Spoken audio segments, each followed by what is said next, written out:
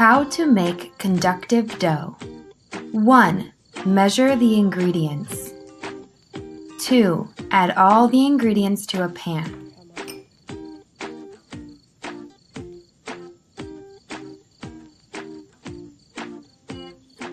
3. Set the heat to medium. 4. Stir the mixture frequently. 5. Stop stirring when the dough no longer sticks to the pan. 6. Flour a surface. 7. Turn out the dough on the floured surface. 8. Knead the dough until it's no longer sticky.